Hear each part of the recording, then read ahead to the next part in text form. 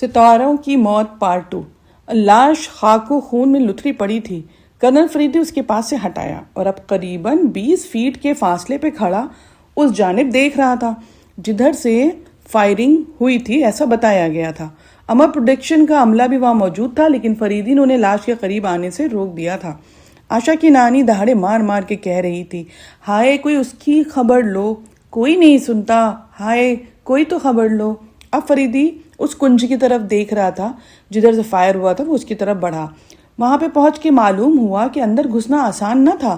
دراصل جھڑ بیریوں کی جھاڑیاں تھیں جن پر بڑی پتیوں والی جنگلی بیلیں پھیلی ہوئی تھیں، اور دور سے معلوم ہوتا تھا جیسے اس کنج میں کانٹے دار جھاڑیاں نہ ہوں گی۔ وہ لوگ شکار کی تلاش میں اتفاقاً ادھر آ نکلے تھے اور یہاں یہ حادثہ ہوا تھا۔ لاش وہیں پڑی ہوئی ملی اور امر پروڈکشنز کے کارکن اس کے گرد جمع تھے۔ آشا کی نانی پچھاڑے کھا رہی تھی۔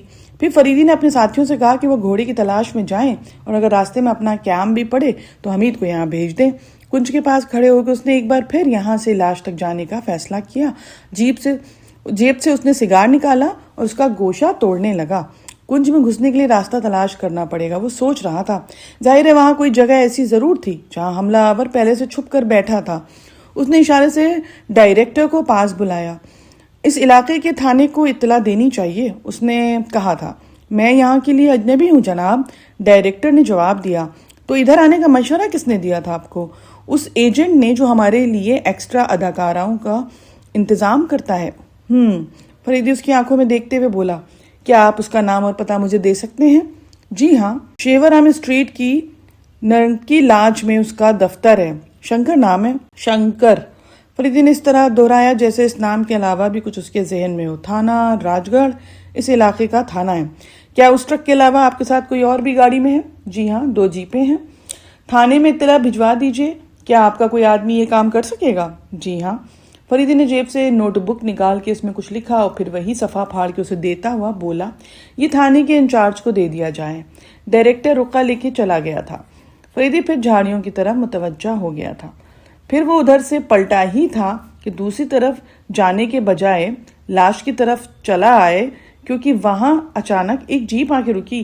کیپٹن حمید ایک عورت سمیت اس پر سے اتر رہا تھا۔ آشا کی نانی چیخ کر اس کی طرف جھپٹی تھی، میری رانی، میری بٹیا۔ وہ گرتی پڑتی ہوئی جیپ کی طرف دوڑی آ رہی تھی۔ پھر وہ دونوں ایک دوسرے سے لپٹ کے اونچی آواز میں رو رہی تھی۔ حمید فریدی کی طرف بڑھا، وہ اس طرح اس کے آگے قریب آ کے رک گیا جیسے کسی کا جنازہ لایا ہو۔ بے حد سنجیدہ، یہ کہاں ملی تم کو؟ جی سیدھی وہیں چلی آئی تھی جہاں میں تھا، حمید نے جواب دیا۔ کیا مطلب؟ حمید نے مختصراً اسے بتایا۔ دھماکہ، گھوڑے کے پیروں کے نیچے دھماکہ؟ جی ہاں، آشا نے تو یہی بتایا تھا، لیکن وہ لوگ ٹرک پر تھے اور بندوق کے فائر کی کہانی سناتے ہیں۔ ٹرک نے بھڑکتے ہوئے گھوڑے کا تعاقب کیوں نہیں کیا تھا؟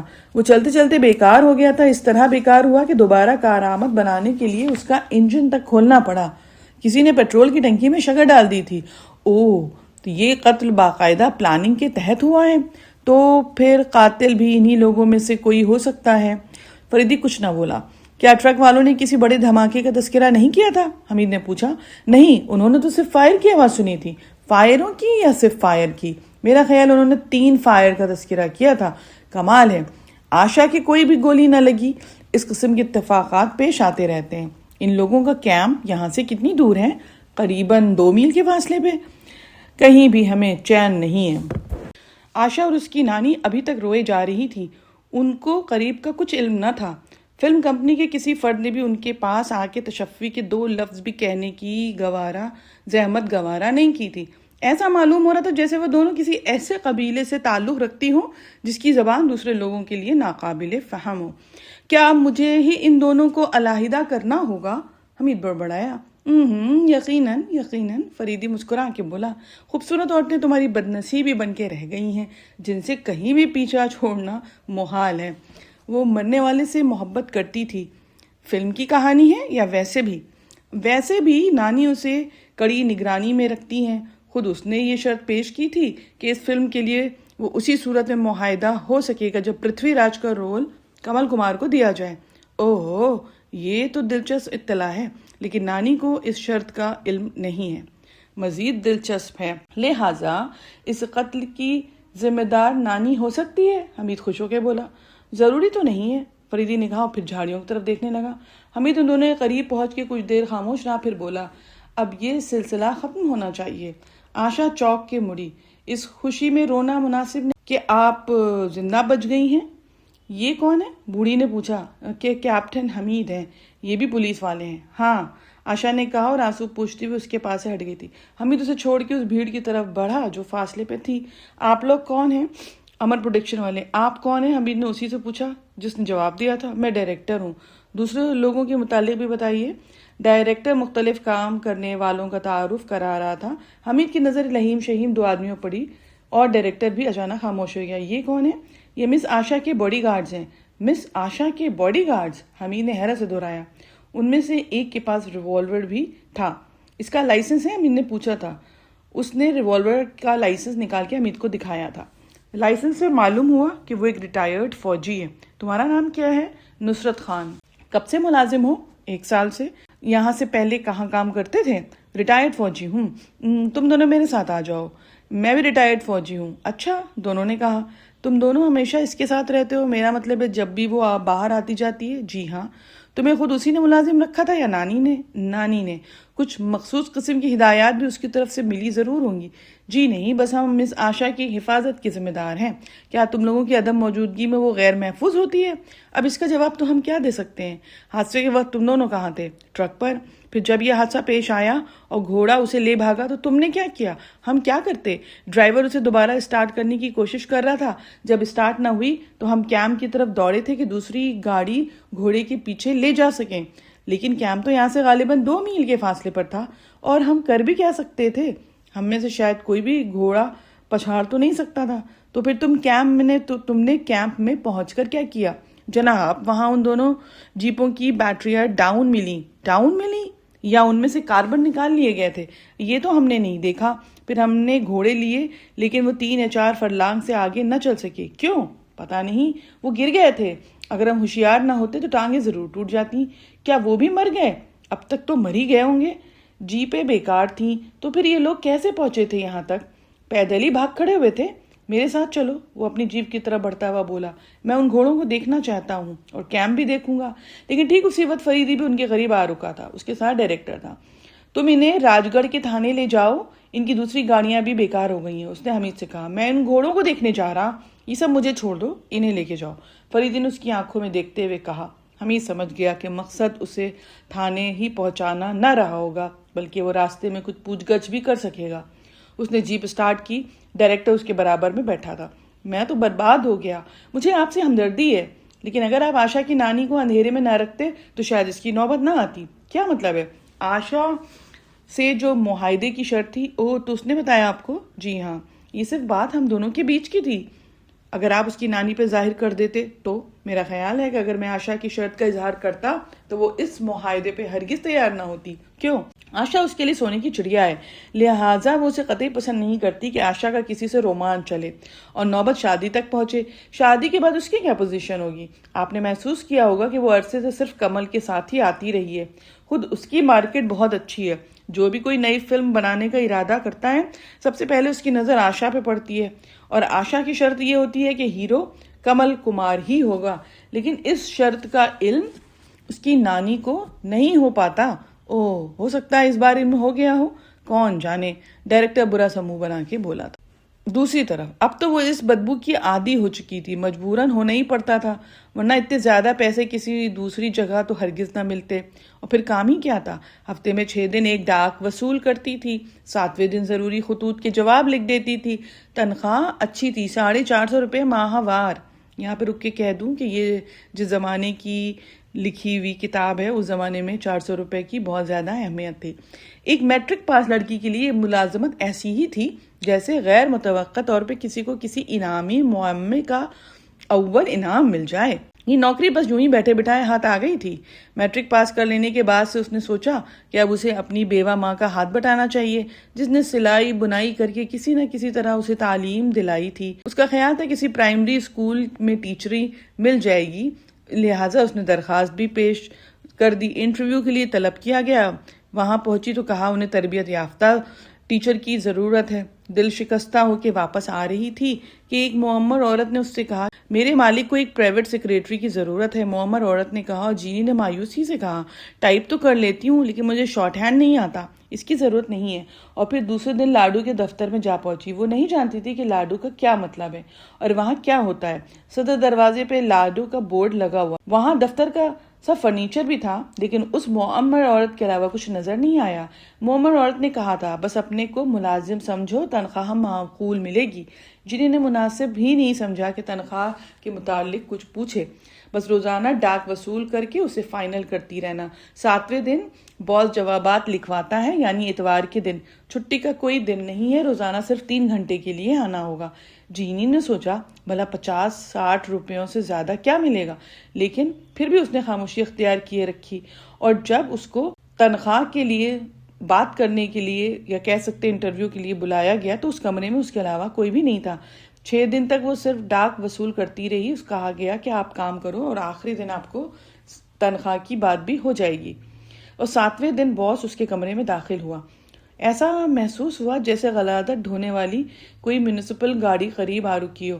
پورا کمرہ بدبو سے گونج اٹھا۔ وہ گول مٹول سا آدمی تھا اور پائجوں والی پہیے دار کرسی پہ بیٹھا ہوا کمرے میں آیا تھا۔ چہرے پہ آنکھوں تک کپڑا بندھا ہوا تھا۔ Good morning miss Jenny. Good morning. Jenny متحرانہ انداز میں جواب دیتی ہوئی کھڑی ہو گئی تھی۔ میں تمہارا باس ہوں، یہ تمہارا اپوائنٹمنٹ لیٹر ہے، اسے دیکھو۔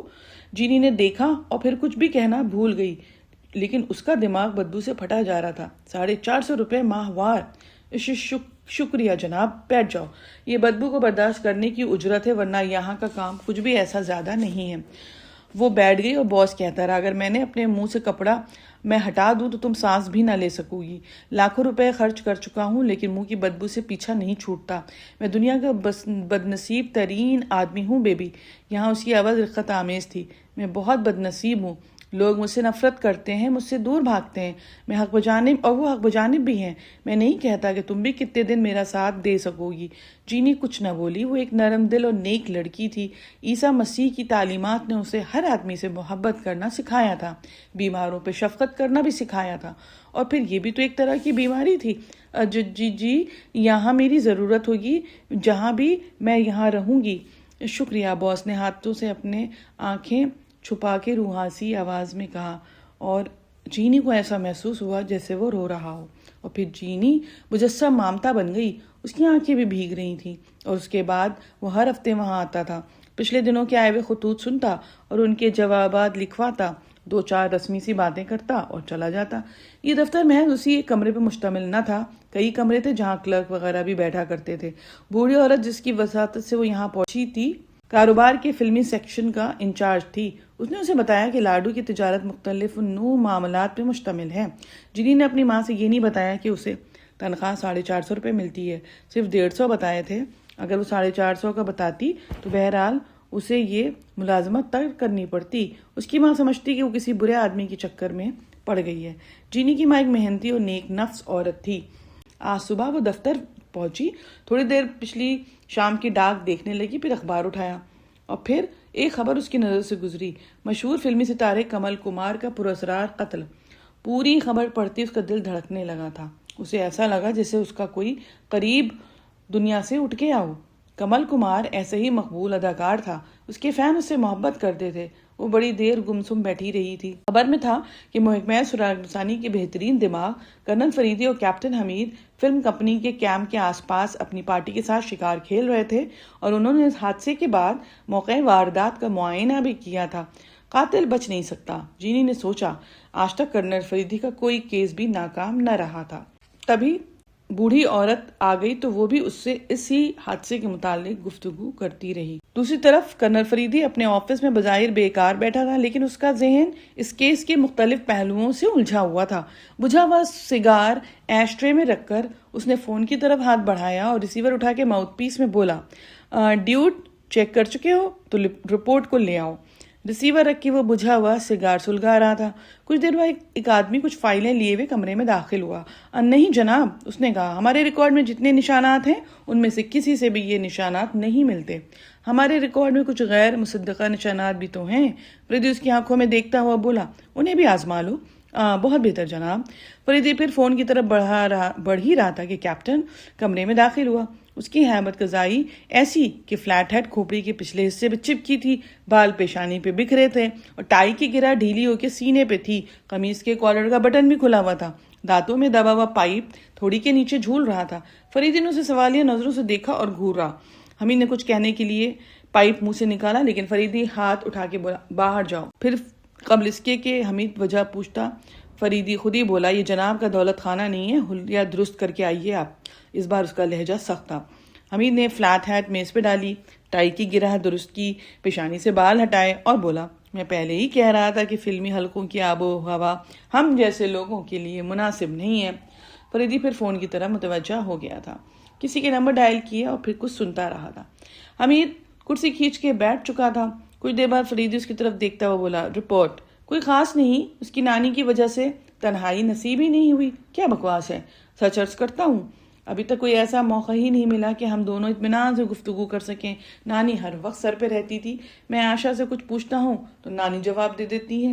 ابھی تک آشا میرے کسی سوال کا جواب بھی نہیں دے سکی اور تم خاموشی سے سنتے رہے۔ ارے تو کیا کرتا، اتنی خوبصورت عورت کی نانی کو ڈانٹ دینا میرے بس سے باہر ہے، تم گدھے ہو۔ تبھی گھنٹی بجی اور فریدی نے ریسیور اٹھا لیا، پھر وہ کچھ سنتا رہا۔ ریسیور رکھ کے وہ حمید کی طرف دیکھ رہا تھا، لیکن توجہ کا مرکز حمید ہرگز نہیں تھا۔ وہ کچھ سوچ رہا تھا اور سوچ میں ڈوبی ہوئی آنکھیں حمید کے چہرے پہ جم کے رہ گئی تھیں۔ تھوڑی دیر بعد ایک آدمی کمرے میں داخل ہوا جو اس سے پہلے بھی ایک فائل لے کر آیا تھا۔ فریدی نے اپنے سامنے کرسی کی طرف اشارہ کیا اور وہ شکریہ ادا کر کے بیٹھ گیا۔ فائل اس کے سامنے رکھتا ہوا بولا دوسرے پیراگراف میں نشانات کے متعلق تفصیل درج ہے۔ فریدی فائل کا مطالعہ کرتا رہا، پھر بولا تم غلطی تو نہیں کر رہے؟ نہیں جناب، اپنے 30 سالہ تجربے کی بنا پہ میں کہہ سکتا ہوں کہ یہ دونوں نشانات ایک ہی آدمیوں کے انگلیوں کے ہیں۔ گڈ، ٹھیک ہے تم جاؤ۔ وہ چلا گیا۔ اٹھو، اچانک اس نے حمید سے کہا۔ حمید چوک پڑا تھا۔ چلو، کہاں؟ فریدی جواب دیے بغیر باہر جا چکا تھا اور حمید کراہتا ہوا اٹھا، فلیٹ ہیڈ اٹھائی اور پیچھے چل پڑا۔ امید ہے آپ نے چینل سبسکرائب کر لیا ہے، نوٹیفیکیشن کا بیل بھی آن رکھیے تاکہ آپ کو پتہ چل سکے۔ شکریہ۔